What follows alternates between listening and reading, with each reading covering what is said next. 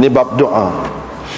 Imam Abu Daud dengan sanadnya meriwayatkan daripada Nu'man bin Bashir daripada Nabi SAW, baginda bersabda, doa itulah ibadat.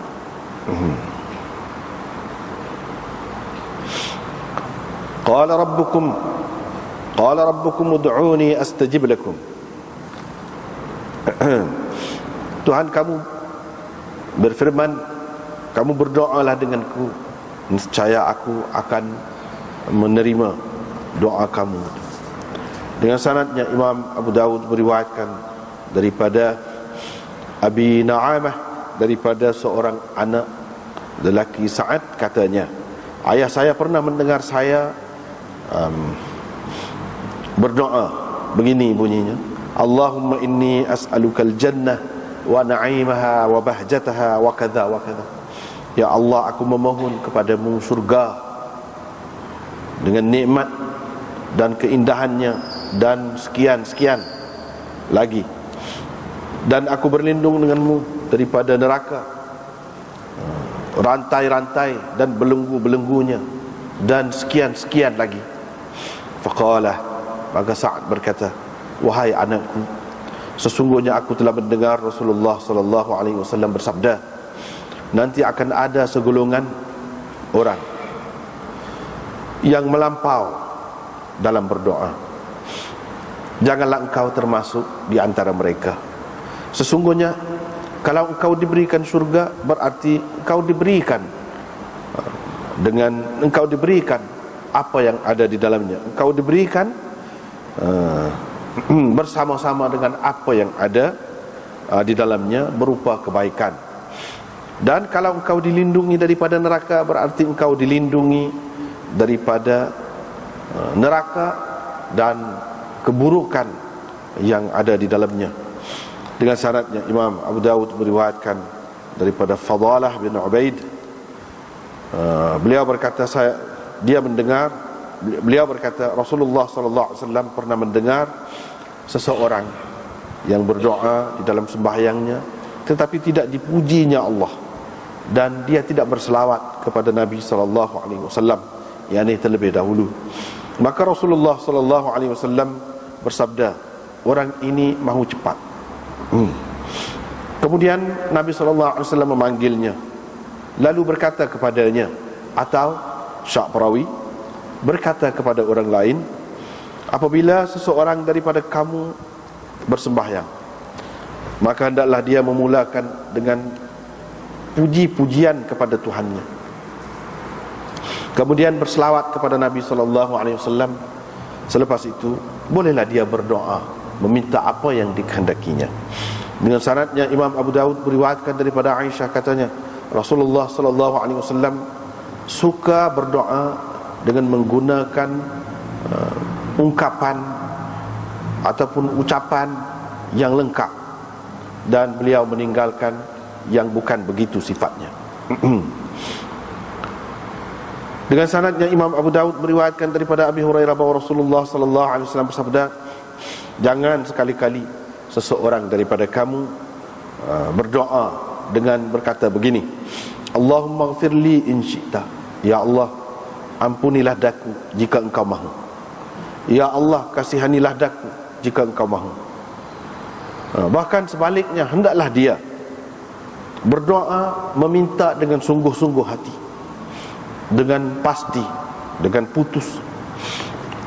Kerana tidak ada sesiapa pun yang dapat memaksanya, yakni memaksa Allah. Dengan sanadnya Imam Abu Daud meriwayatkan daripada Abi Hurairah bahawa Rasulullah SAW bersabda, dimakbulkan doa seseorang kamu selagi dia tidak mahu cepat, selagi dia tidak mahu cepat ataupun bertindak cepat. Fayaqul, dengan berkata, aku sudah berdoa, tidak diterima pun doaku. Dengan sanadnya Imam Abu Daud meriwayatkan daripada Abdullah bin Abbas bahawa Rasulullah SAW bersabda, jangan kamu pasang tirai pada dinding-dinding. Sesiapa yang melihat surat ataupun buku saudaranya tanpa izinnya, berarti dia melihat api. Dan mintalah dengan Allah dengan menghamparkan akuf, dengan menghamparkan tapak tangan kamu. Janganlah kamu meminta dengan Allah dengan belakang tangan kamu tu begini, tapi begini. Bila kamu selesai, maka sapulah dengan tangan kamu itu muka-muka kamu. Abu Daud berkata, hadis ini telah diriwayatkan bukan hanya melalui satu tariq daripada Muhammad bin Ka'ab, semuanya dhaif.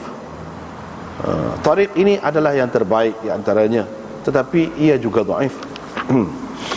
Dengan sanadnya Imam Abu Daud meriwayatkan daripada Malik bin Yasar As-Sakuni bahawa Rasulullah sallallahu alaihi wasallam bersabda, kalau kamu meminta dengan Allah, maka kamu mintalah dengan menghamparkan tapak tangan kamu. Janganlah kamu meminta dengan Allah dengan belakang tangan kamu, dengan menghamparkan belakang tapak tangan kamu. Abu Daud berkata, Sulaiman bin Abdul Hamid berkata, lahu indana suhbah, dia di sisi kami adalah sahabat. Maksud beliau ialah Malik bin Yasar tadi. Dengan sanadnya Imam Abu Daud meriwayatkan daripada Anas bin Malik, katanya, aku melihat Rasulullah sallallahu alaihi wasallam berdoa begini, yakni dengan menghamparkan tapak tangannya dan dengan menghamparkan belakang tapak tangan. Begini. Begini pun ada, maknanya begini pun ada. Dengan sanadnya Imam Abu Daud meriwayatkan daripada Salman, katanya Rasulullah sallallahu alaihi wasallam bersabda, sesungguhnya Tuhan kamu pemalu lagi pemurah. Dia malu kepada hambanya apabila hambanya mengangkat kedua belah tangan memohon kepadanya untuk mengembalikan hambanya itu dengan tangan kosong. Dengan sanadnya Imam Abu Daud meriwayatkan daripada Ibnu Abbas, katanya, meminta kepada Allah ialah dengan cara engkau mengangkat kedua tanganmu membetuli dua bahu, atau seumpamanya. Istighfar ialah dengan engkau mengisyaratkan dengan satu jari kamu, satu jari. Dan ibtihal makna memohon dengan bersungguh-sungguh, ialah dengan engkau mengangkatkan, menghamparkan kedua-dua tanganmu sekali, ataupun begitu, sehingga nampak ketiak. Riwayat satu lagi daripada Abbas bin Abdullah bin Ma'bad bin Abbas.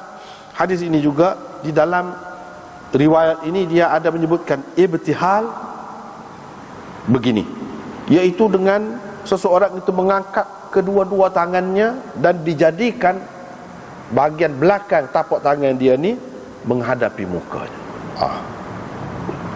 Begitu kah? Maknanya ginilah. Hak ni muka, bukan tapak tangan ke muka begini, tetapi hak ni belakang. Begitu. Riwayat daripada Ibnu Abbas bahawa Rasulullah sallallahu alaihi wasallam bersabda, fadzakara nahwahu, lalu perawi menyebutkan sama seperti riwayat yang tersebut sebelum ini dari segi maknanya. Dengan sanadnya Imam Abu Daud meriwayatkan daripada As-Sa'ib bin Yazid daripada ayahnya bahawa Nabi sallallahu alaihi wasallam apabila berdoa, dia akan mengangkat kedua tangannya lalu disapu dengan kedua tangannya itu mukanya, yakni selepas selesai. Dengan sanadnya Imam Abu Daud meriwayatkan daripada Abdullah bin Buraidah daripada ayahnya bahawa Rasulullah sallallahu alaihi wasallam pernah mendengar seseorang berdoa begini, ya Allah, aku memohon kepadamu bahawa sesungguhnya aku bersaksi sesungguhnya engkaulah Allah, tidak ada Tuhan melainkan engkau yang Esa, As-Samad, yang ditumpukan segala permohonan, ataupun yang diminta kepadanya segala hajat, yang tidak beranak dan tidak diperanakkan, dan tidak ada satu pun yang dapat menandinginya ataupun yang menyerupainya. Faqala, maka Nabi SAW bersabda, sesungguhnya engkau telah meminta kepada Allah dengan menyebutkan nama yang mana bila Allah itu diminta dengan nama itu, dia akan memberi. Dan jika didoa dengannya, dia akan menerima doa orang itu. Dengan sanadnya, Imam Abu Daud meriwayatkan daripada Malik bin Mighwal hadis ini juga. Dia kata di dalamnya, yakni Nabi SAW bersabda dalam riwayat ini, sesungguhnya engkau telah meminta kepada Allah dengan menyebutkan namanya yang agung, Bismihil A'zam. Dengan sanadnya, Imam Abu Daud meriwayatkan daripada Anas katanya bahawa beliau pernah bersama Rasulullah SAW, duduk bersama Rasulullah. Tiba-tiba ada satu orang bersembahyang dan dia berdoa, ya Allah, aku memohon kepadamu bahawa sesungguhnya engkaulah mempunyai, engkaulah yang berhak menerima segala pujian, tidak ada Tuhan melainkan engkau, Al-Mannan, yang sangat banyak mengurniakan nikmatnya, Badi'us samawati wal ard, yang mencipta langit-langit dan bumi, Ya Dzal Jalali wal Ikram. Wahai Tuhan yang mempunyai keagungan dan mempunyai kurniaan yang banyak, ataupun yang mempunyai kemuliaan, Ya Hayyu Ya Qayyum, wahai Tuhan yang hidup, Ya Qayyum, wahai Tuhan yang berdiri sendiri. Faqala Nabi sallallahu alaihi wasallam, maka Nabi sallallahu alaihi wasallam bersabda, sesungguhnya dia telah meminta kepada Allah dengan menyebutkan namanya yang agung, yang mana apabila seseorang berdoa dengan menyebutkan nama itu, dia akan memakbulkan doanya, dan kalau diminta, dia akan memberi. Dengan sanad yang Imam Abu Daud meriwayatkan daripada Asma binti Yazid bahawa Nabi SAW bersabda, Ismullahil A'zam, nama Allah yang agung itu terletak ataupun berada pada dua ayat ini, yaitu wa ilahukum ilahu wahid la ilaha illahu ar-rahmanur rahim, dan di permulaan surah Ali Imran, yaitu Alif Lam Mim, Allahu la ilaha illa huwal hayyul qayyum. Dalam dua ayat. Dengan sanadnya, Imam Abu Dawud meriwayatkan daripada Aisyah, katanya pernah, kata perawi ini Atha, pernah selimut tebal Aisyah dicuri, maka dia berdoa keburukan, mendoakan keburukan terhadap orang yang mencurinya. Tetapi Nabi SAW berkata kepadanya, jangan engkau ringankan dia, jangan engkau ringankan dia, yakni pencuri itu. Kata Abu Daud, la tusabbikhi, maknanya la tukhaffifi anhu, jangan engkau ringankan dia. Dengan syaratnya, Imam Abu Daud meriwayatkan daripada Umar, katanya, aku pernah meminta izin dengan Nabi SAW untuk pergi umrah. Beliau mengizinkan kepadaku, sambil dia berkata, janganlah engkau lupa kepada kami, wahai saudaraku yang baik hati, di dalam doamu. Faqala kalimatan, Nabi SAW mengucapkan suatu ucapan yang mana tidak lebih suka kepadaku mendapat mendapat dunia sebagai pertukaran dengannya. Aku tidak lebih suka mendapat dunia sebagai balasan atau sebagai ganti kepada ucapan itu, kata Syu'bah. Kemudian aku menemui Asim selepas itu di Madinah. Dia meriwayatkan kepadaku hadis ini. Dia kata, asyrikna ya ukhayya fi du'aik, kongsilah engkau kongsikanlah kami, wahai saudaraku yang baik hati, dalam doamu. Yang ni engkau sebutlah kami bersama dalam doamu. Gitulah maksudnya. Riwayat daripada Sa'ad bin Abi Waqqas katanya, pernah Nabi SAW lalu dekat aku ketika aku berdoa dengan mengisyaratkan kedua jariku, dua jari aku. Faqala, Nabi SAW kata, ahid, gunakan satu saja, sambil beliau mengisyaratkan dengan jari telunjuknya, guna satu saja. Itulah panjang juga ni hari ni.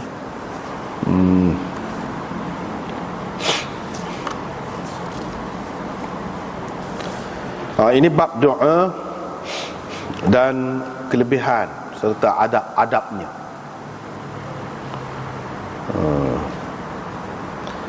Mula-mula sekali dia amal hadis, doa itu adalah ibadat. Doa itu sendiri itu ibadat dah. Ataupun intisari ibadat itu doa. Boleh juga.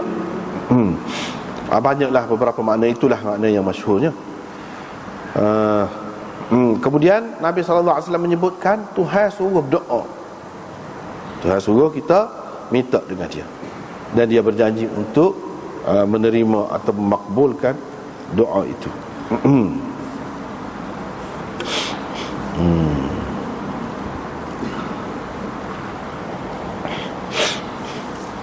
Jadi minta doa tu sesetengah ulamanya mengatakan wajib, tetapi kebanyakan ulama mengatakan tidak wajib, sunat. Sunat. Tetapi kalau tidak berdoa tu dengan perasaan sombong, besar ke diri, itu tak boleh. Itu salah, berdosa kalau lagu tu. Yang kalau ada hadis yang mengancam orang yang tidak berdoa, maksudnya dengan perasaan lagu tu. Kalau tidak gitu, maka sunat saja. Yang kedua, ini dari segi cara-caranya, adab dia ni, iaitu pernah anak Sa'ad doa seperti tadilah, seperti dalam terjemahan tu kita sudah sebut dah tadi.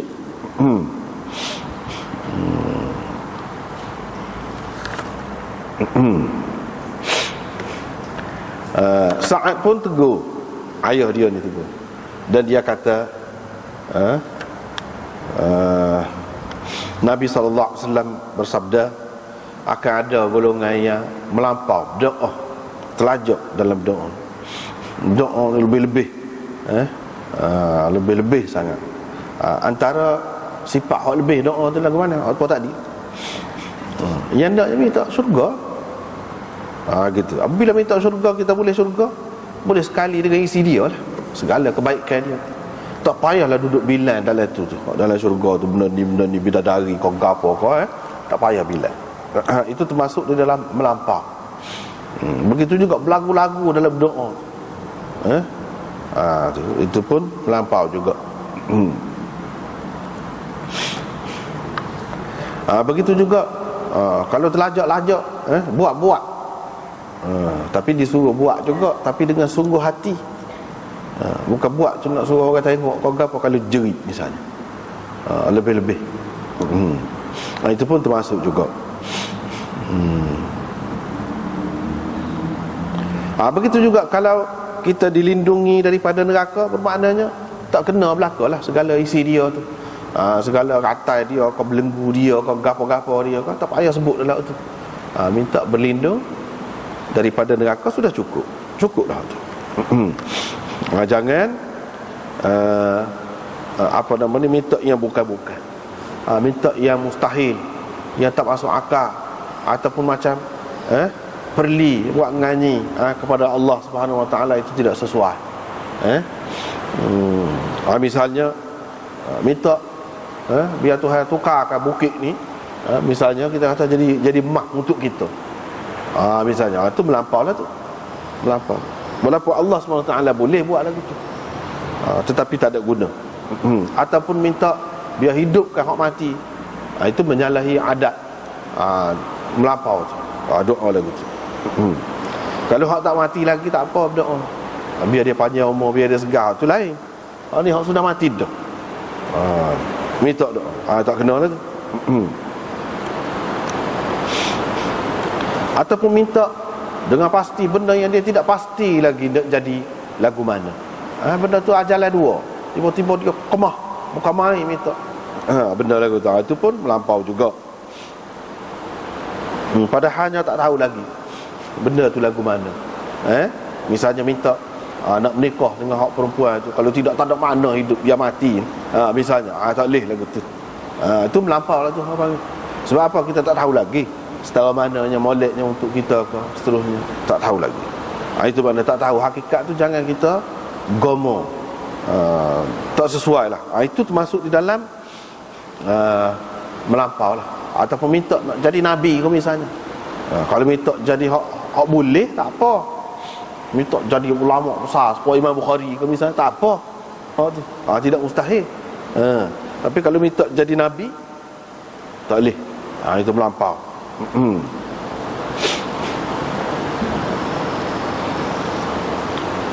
Ataupun tidak jadi nabi, minta biar darjat tu, martabat tu jadi sama dengan nabi, tidak jadi nabi, itu tak boleh juga, melampau juga. Melampau juga. Ataupun bertepik dalam doa, tepik dalam doa, itu pun melampau juga. Inilah yang disebutkan di dalam syarah. Seterusnya riwayat daripada Fadalah bin Ubaid. Ada satu orang itu dia tidak dia tidak puji Allah dulu. Ini termasuk dalam adab lah kan. Selawat, tidak selawat. Dalam sembahyang pun begitu juga. Doa dalam sembahyang pun begitu juga. Dia kena ada adab ini.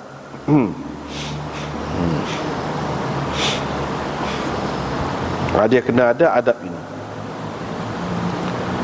Kalau tak ada adab ni, maknanya orang panggil nak cepat, ambil jalan pitah, tak boleh lagu tu.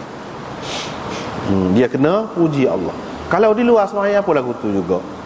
Puji Allah, alhamdulillahirabbil alamin, sekurang-kurangnya. Wassalatu wassalam ala rasulihil amin, misalnya, cukup dah tu. Boleh lah. Lain-lain pun tak apalah, asal selawat.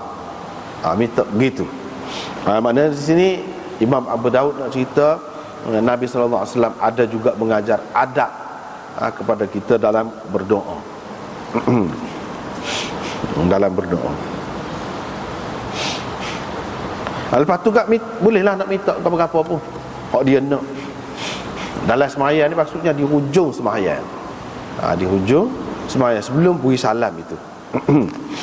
Itulah maksudnya dia ni yad'u fi salatihi, berdoa dalam sembahyang. Dalam hadis banyak disebutkan doa-doa ni berkenaan dengan doa ni dalam sembahyang. Mana tempatnya? Iaitu di hujung, di hujung sembahyang, di akhir, selepas pada tahiyat semua tu, sebelum beri salam, pada masa tu doa. Walaupun boleh juga doa di celah-celah, termasuk dalam doa juga. Apabila baca ayat yang tertentu, ayat azab kita minta berlindung, ayat rahmat kita minta rahmat, itu pun termasuk doa juga. Begitu juga dalam sujud pun boleh doa juga. Tetapi biasanya doa Nabi SAW yang dia ajar dia tu di hujung sembahyang.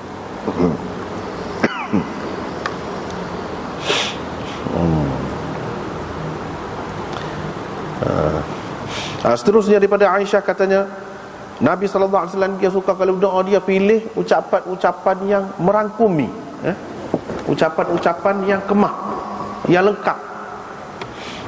Tidak koteh-koteh lah kita kata, hak remeh-temeh, tidak. Dia gunakan yang kemah. Hak kemah tu lagu mana? Misalnya sama-sama pun dalam kitab mana-mana pun dia sebut yang merangkumi kebaikan dunia dan akhirat. Doanya apa mana? Rabbana atina fid dunya hasanah wa fil akhirati hasanah wa qina azabannar. Kalau hak tu saja kepada dah. Hak tu saja kepada tu. Kalau kita campur dengan doa-doa hak Nabi sallallahu alaihi wasallam ajar hak lain-lain lagilah molek. Kalau nak kira hak tu saja pun padat dah. Sebab apa? Ia merangkumi belaka tu. Hasanah fid dunia tu apa maknanya? Hasanah fil akhirah tu masuk belaka tu. Dan Nabi sallallahu alaihi wasallam meninggalkan hak tidak lagu tu. Dia tidak berdoa minta kota-kota hak ramai temeh ataupun bunga-bunga tak ada pasal, ada tidak lagu tu. Seterusnya riwayat daripada Abi Hurairah bahawa Rasulullah sallallahu alaihi wasallam bersabda, dimakbulkan doa kamu selagi kamu tidak nak cepat. Nak cepat tu lagu mana? Dia berdoa lepas tu dia kata tak terima pun tu, tak terima. Tak boleh lagu tu. Bahkan kena faham seperti sebelum pada ni pun kita sudah sebut dah. Makbul tu maksudnya Tuhan terima tu tidak semesti dia bui selalu. Jangan nak cepat. Sebab boleh jadi kalau bui selalu tidak baik untuk kita. Kita tak tahu. Kita dah ingat bui selalu. Waktu molek. Tidak mesti gitu. Boleh jadi kalau bui selalu kita jadi lupa daratan. Tak ada guna kalau bui selalu pun. Itu maknanya jangan nak cepat. Begitu juga kalau dia bui kemudian, tidak semesti dalam bentuk hak kita minta tu. Kita minta kau ni, dia bui kau ni, tak mesti. Dia bui dalam bentuk lain. Boleh jadi hak kita minta tu tidak baik untuk kita. Dia bui benda lain. Kadang-kadang kita tidak berasa hak lain tu, tidak sedar. Bui kesihatan ke, bui terlepas daripada malapetaka, bencana dan sebagainya, itu lebih besar lagi. Lain-lain tak ada mana semuanya. Kalau sebab kita kata kena tsunami ke, kepala bumi ke, habis. Kalau rumah besar pun minta rumah besar ke, gapo-gapo pun tak ada makna belaka tu. Minta anak ramai pun kalau sebab tsunami tu tenggelam hari habis dah. Dia selamat tu. Tuhan bui selamat. Itu lebih bermakna lagi. Kalau dia tak bui hak kita minta tu pun. Begitu. Ada kalanya dia tidak bui selalu hak kita nak. Dia bui juga hak kita nak tu, kemudian lambat sikit. Boleh jadi juga. Boleh jadi juga dia tidak bui semua tu dalam bentuk mana-mana pun, gantinya pun tak bui, sebab dia simpan untuk kita di akhirat. Kok mana-mana pun Tuhan mesti terima. Tak terima. Tuhan kena ingat gitu. Kena percaya begitu, yakin begitu. Sebab apa Tuhan kata dah, ud'uni astajib lakum. Kamu berdoalah dengan aku, nescaya. Nescaya tu mana pasti. Sebab itu jawab. Jawab kepada Amar itu. Kalau kamu buat gitu, maka ginilah jadinya, iaitu aku terima. Aku makbulkan doa kamu. Cuma cara dia makbul, dia terima tu, apa dia, kita kena faham lah sebut tadi.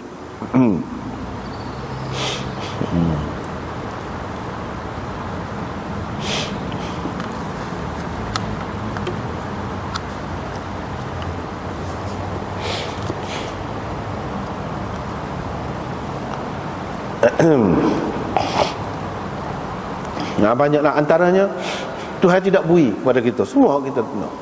Dia nak tengok kita setara mana. Kalau kita redha semacam, dia bui pahala tu lebih besar kepada kita. Dalam bentuk tu pula dia bui. Hakikatnya bui juga tidak sia-sia. Tidak sia-sia. Kemudian riwayat seterusnya daripada Abdullah bin Abbas, dia kata Rasulullah sallallahu alaihi wasallam bersabda, jangan kamu tabiri dinding-dinding kamu. Jangan kamu pasang tabir di dinding. Kalau tabir di pintu muka pintu tu ataupun di jendela, itu tak apa. Itu Nabi sallallahu alaihi wasallam sendiri pun rumah dia ada. Di akhir hayat dia tu pun dia ada lagi. Dia selok tabir. Dia tengok sahabat-sahabat dia duduk semaya, dia pun suka. Mana ada rumah dia ada guna juga tabir. Hak ni tabir dinding. Itu dia. Jadi tabir dinding tu adakah masuk? Sekarang ni kan orang pasal macam kertas dia, orang panggil wallpaper tu, dia comel lah bunga-bunga. Itu masuk kah? Mana tak boleh lagu tu? Iyalah, sebelum pergi jawab tu, hadis ni setara mana dulu? Hadis ni hadis dhaif. Tak boleh nak pakar tak boleh nak pegang sangat. Dan ini bergantung kepada keadaan orang ataupun keadaan semasa. Keadaan semasa. Lepas tu tengok sifat hadis dhaif ni lagu tu. Sesiapa yang tengok surat saudara dia ataupun kitab saudara dia tanpa izinnya, bermakna dia tengok api. Macam tengok api. Api di sini, api neraka kau ataupun api tak sedap lah, barang tak sedap.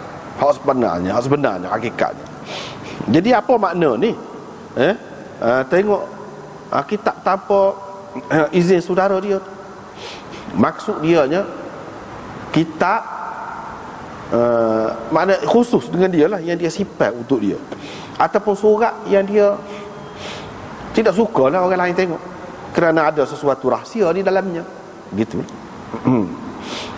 Bukan maknanya kitab ilmu tak boleh tengok, bukan makna gitu.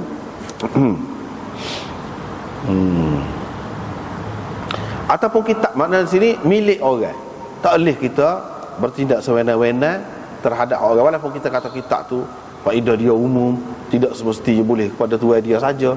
Lepas tu kita kata kalau kita baca boleh pahala juga ke dia, kita kata tak boleh sewenang-wenang, dengan izin. Apa lagi lah benda yang bukan lagu tu. Tak apalah.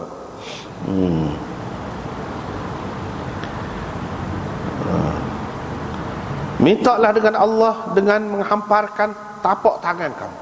Gini. Gini. Dalam riwayat yang lain disebut banyaklah.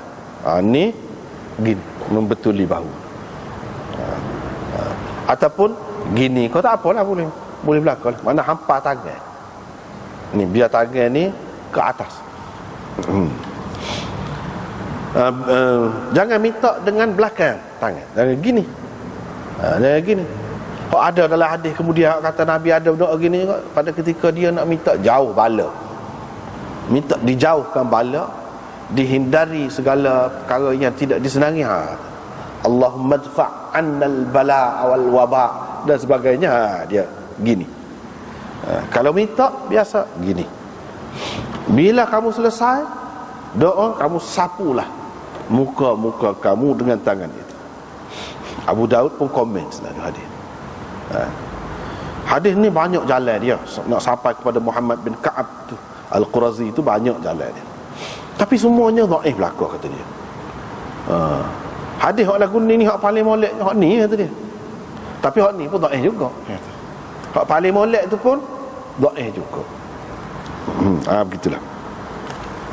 Maknanya ada beberapa perkara di dalam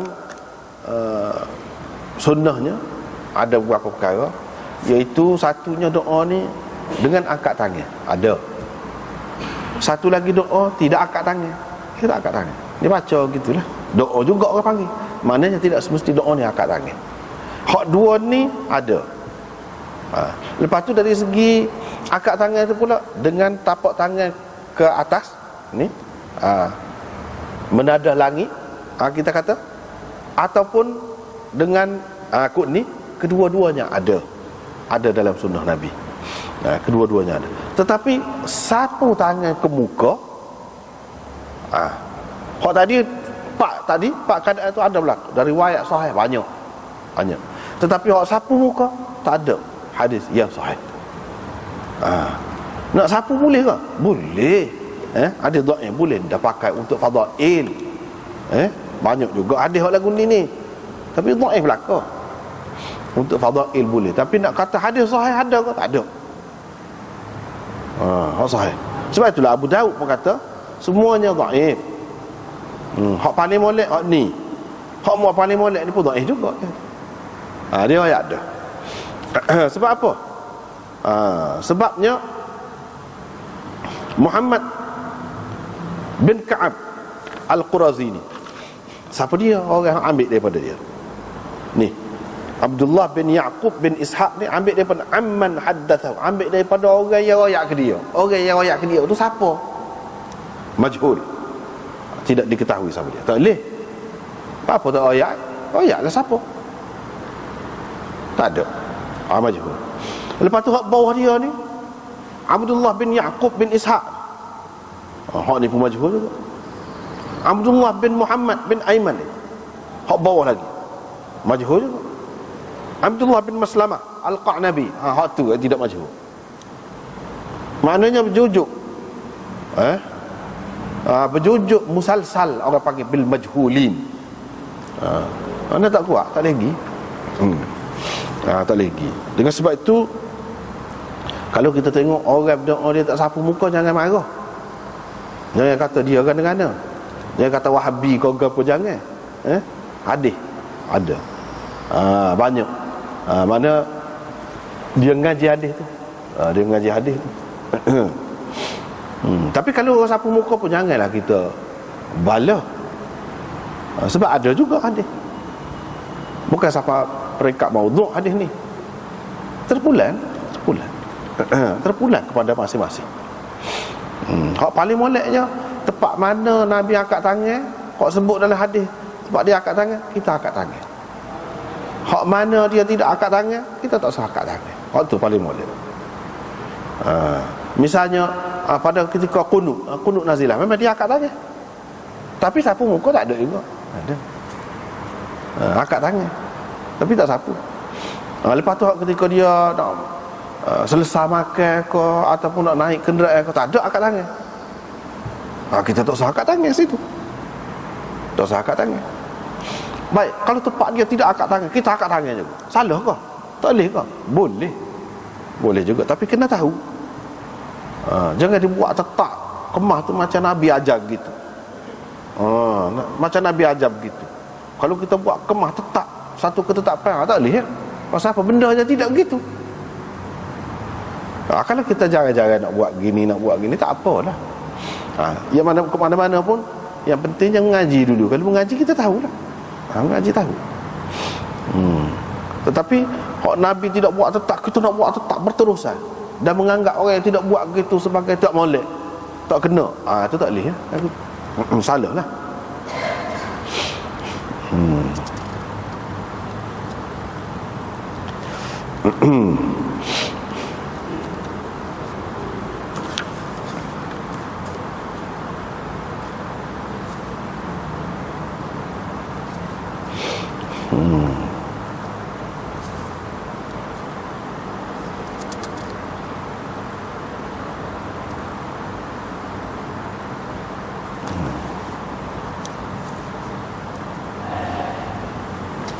Begitulah.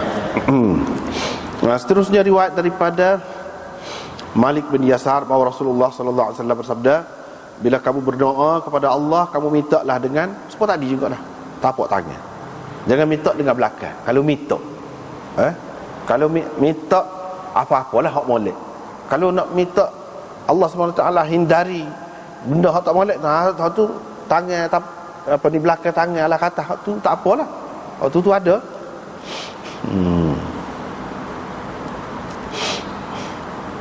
Dalam keadaan biasa kebanyakannya Nabi SAW doa begini, gini tapak tangan ke atas. Hak gini ataupun dengan holor tangan tu tinggi, angkat tangan sampai nampak ketiak. Ini pada ketika istisqa. Pada ketika istisqa. Pada ketika kusuf. Pada ketika tu tidak sama. Tidak sama. Tak apalah. Lepas tu riwayat Anas bin Malik, dia kata dia tengok Nabi SAW doa belakang. Hak lagu ni pun ada, tapak tangan ke atas, belakang tapak tangan ke atas pun ada belakang. Maknanya bergantung kepada keadaan dan apa yang diminta itu.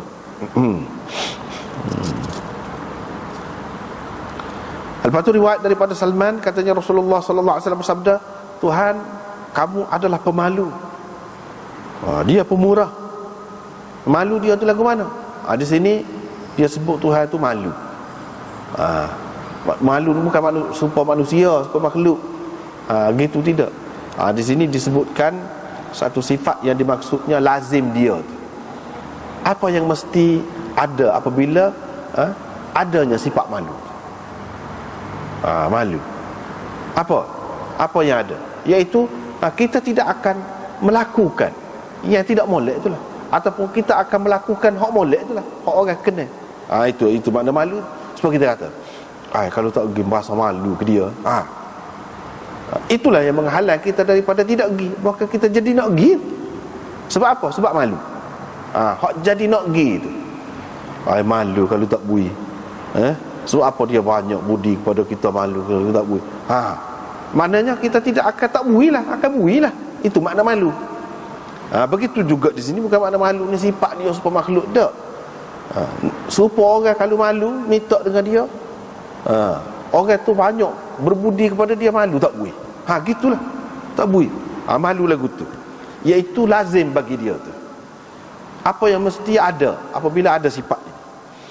Gitu maksudnya. Ataupun kita kata, dia kata malu-malu lah, sesuai dengan dia, tapi malu dia tu tidak serupa dengan makhluk. Gitu. Itu kalau cara salah gitu. Kalau cara khalaf dia takwil lah. Dia takwil apa tadi lah. Dia kata lazim dia tu.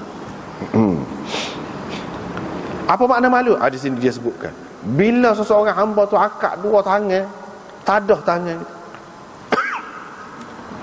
dia malu nak mengembalikan hamba tu dengan tangan kosong. Maknanya orang minta dengan dia, dia tak akan bui kelik tangan kosong, bahkan dia akan bui lah. Dia akan bui. Gitu.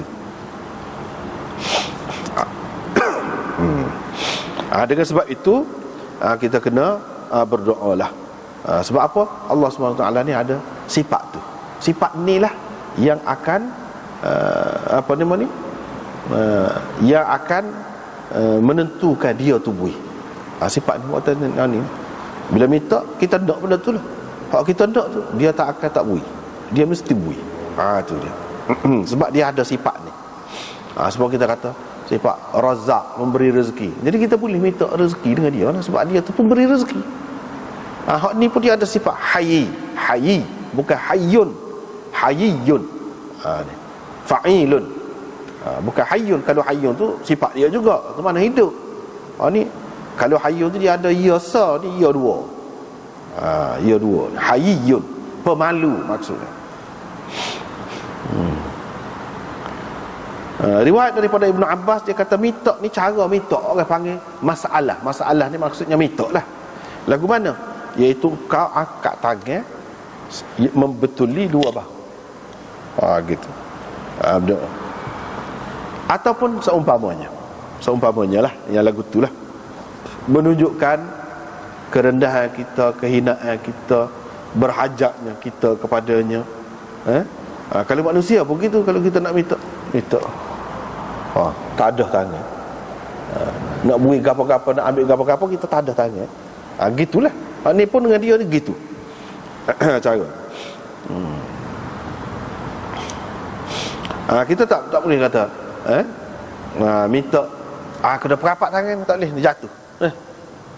Bukan apa namanya kau air dia jatuh tu. Ataupun gapa-gapa kau berah kau gapa kau, dia jatuh. Kalau kita buat gini, tidak maksud gitu. Sebab itulah yang dia sebutkan di sini, iaitu akad tangan membetuli dua bahu. Ni membetuli gini lah. Tidak semestinya begini. Benda tu masuk tu jatuh, tak timbul masalah tu. Ini kehinaan, nak menyatakan kehinaan dia, hajat dia, permohonan dia tu kepada Allah. Istighfar isyarat dengan satu jari. Astaghfirullahalazim. Itu istighfar. Ibtihal, hola kedua tangan, dua-dua. Ada riwayat asal lagi, ni tapak ni belakang tapak tangan ni duduk di atas. Ya Allah, minta jauhlah bala ni. Misalnya kita kata gitu, akak tangan gitu bersungguh-sungguh, sampai membetuli kepala, dan nampak ketiak. Itu ibtihal, orang panggil. Ibtihal tu maknanya minta dengan sungguh-sungguh hati lah, dengan gomo benar lah, nampak. Itu maksud ibtihal. Dan riwayat yang seterusnya hak tu juga, cuma sanad lain. Seterusnya riwayat daripada Sa'id bin Yazid supaya tadi juga, iaitu Nabi SAW bila dia berdoa, dia akak kedua tangan dia pun sapu dengan dua tangan dia tu ke muka dia. Bila selesai doa dia sapu. Ni sanad lain pula. Sanad lain pula. Tetapi tak lagi juga. Sebab tu Imam Abu Daud kata dah tadi. Yalah lah.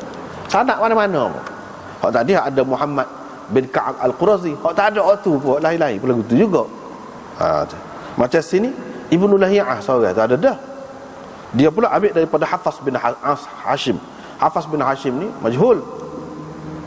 Itu sebab jadi dhaif.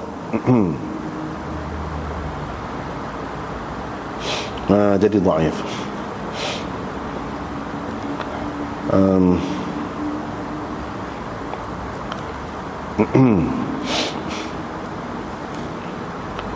Kemudian riwayat daripada Abdullah bin Buraidah daripada ayahnya. Nampaknya kita kena berhenti sekat tu pasal panjang juga ni. Tak habis juga. Berhenti setakat tu lah dulu. Dan kiranya sekat ni lah untuk puasa ni. Mulai puasa ni tak ada. Untuk Masjid Kota Baru ni, Masjid Muhammad ni sekat malam ni kelas kita ni. Seterusnya lepas raya lah. Lepas raya pun minggu kedua. Bukan minggu pertama raya tu tak. Lepas raya. Kira-kira dalam kalendar tu hujung bulan 9 lah. Hujung bulan 9 28 ke 20 ke apa, begitulah. Baru ada pula insya-Allah kalau tak ada apa-apa. Malam esok tu ada lagi lah Masjid Langgar. Waktu pun malam akhir juga. Lepas tu samalah minggu kedua.